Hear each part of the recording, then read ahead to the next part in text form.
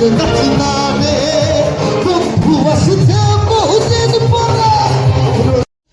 guys, আসসালামু আলাইকুম, welcome back to another blog video. এতদিন অনেক রকম ব্লগ দেখেছেন, তবে আজকে ভিডিওটা একটু ডিফারেন্ট, একটু অন্যরকম। তো ভিডিওটা শেষ পর্যন্ত না দেখলে অনেক কিছু মিস করবেন।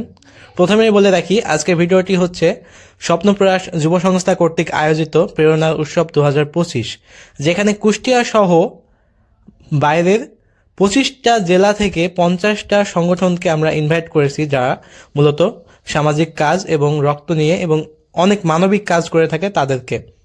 আর আমি স্বপ্নপ্রয়াস যুব সংস্থার একজন সদস্য। এটা আমাদের স্পন্সর বুথ, যেখানে আমাদের অনুষ্ঠানের যারা স্পন্সর করেছেন তাদের লোগো রয়েছে, আর মাঝখানে আমাদের স্বপ্নপ্রয়াস যুব সংস্থার লোগো। তো চলুন এবার ভিতরে যাওয়া যাক। এখনো সবাই আসে নাই, তাই আমি আগে ভিডিওগুলো করে নিচ্ছি। আজকে অনেক দায়িত্ব রয়েছে, তখন ভিডিও করতে পারবো না, তাই আগে করে নিচ্ছি। আর বলতে গেলে একটু ভয় জবাব দিতে গিয়ে কষ্ট হচ্ছে, কারণ হালকা ঠান্ডা লেগেছে। তারপর আপনারা ম্যানেজ করে নেবেন আশা করি। স্বপ্নপ্রয়াস যুব সংস্থার পক্ষ থেকে একটি ডকুমেন্টারি।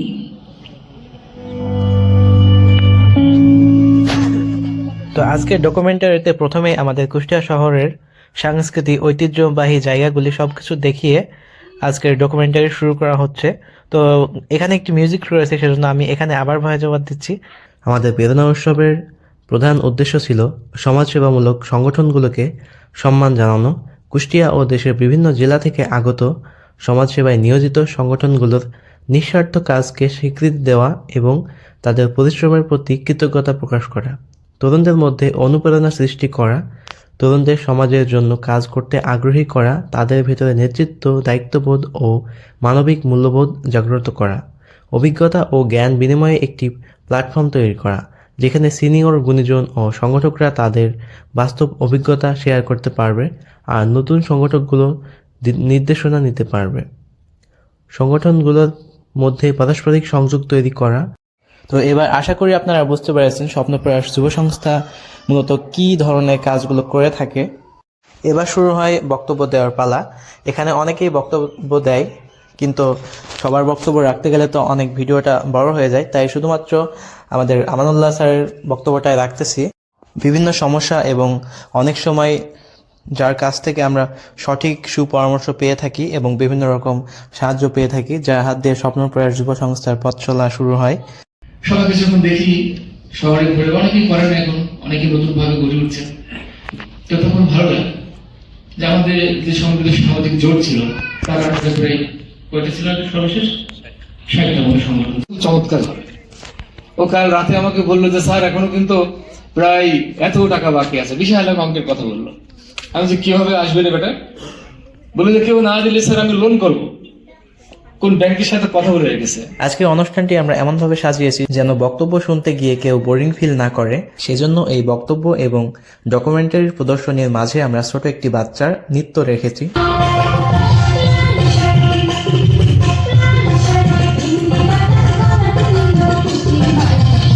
যে কোনো ছোট্ট কাজকে ভালোবাসা দিয়ে করা হয়, তা পৃথিবীকে বদলে দিতে পারে। মানুষের সেবা একটি মহৎ কাজ, যা আপনার হৃদয়ের গভীরতা প্রকাশ করে।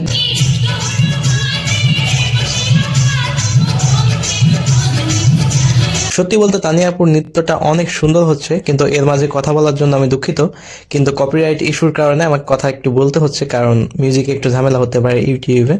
তো ধন্যবাদ, সবাই দেখতে থাকুন।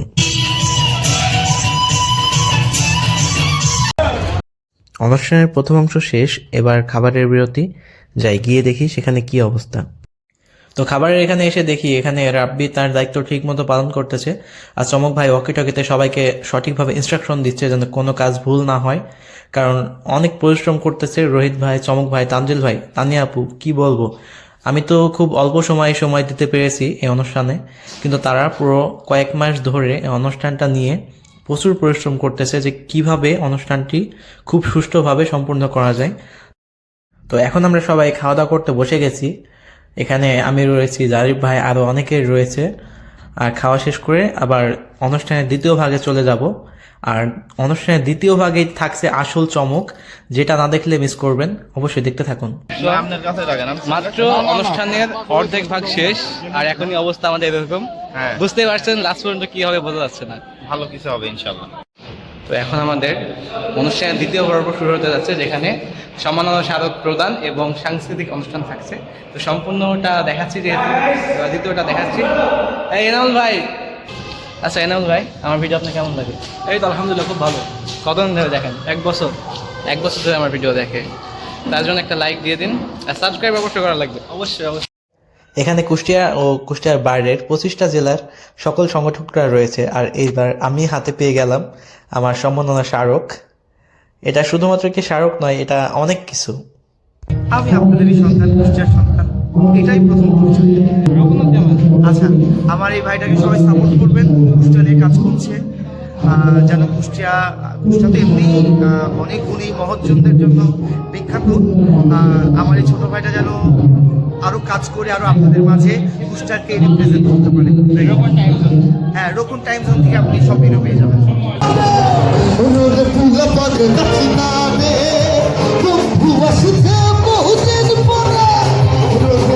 পাশেই সাব্বির কুরাশি ভাই গান গাচ্ছিল, আর আমি ওই গানে যে এমন পাগলের মতো ডান্স দিয়েছি, আমি পরে নিজের ভিডিও দেখে নিজেই অবাক হচ্ছি।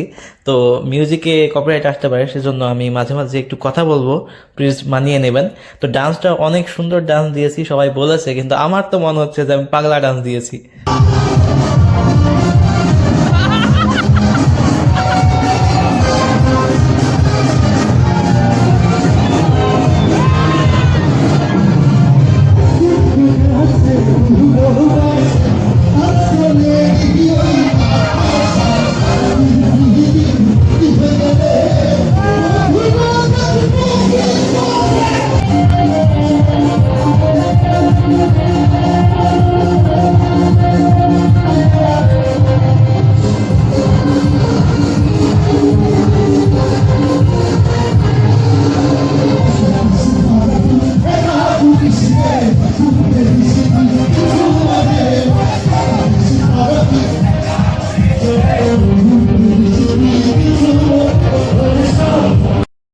তো ভাইয়ের সাথে আমি এবং আরও অনেকে রাব্বি উড়াধুরা ডান্স দিয়েছি গানে। পরে ভিডিওতে দেখলাম, অনেক মজা করেছি, কি বলবো। অনুষ্ঠানে এই পার্টটা না দেখলে আপনি সম্পূর্ণ মিস করবেন।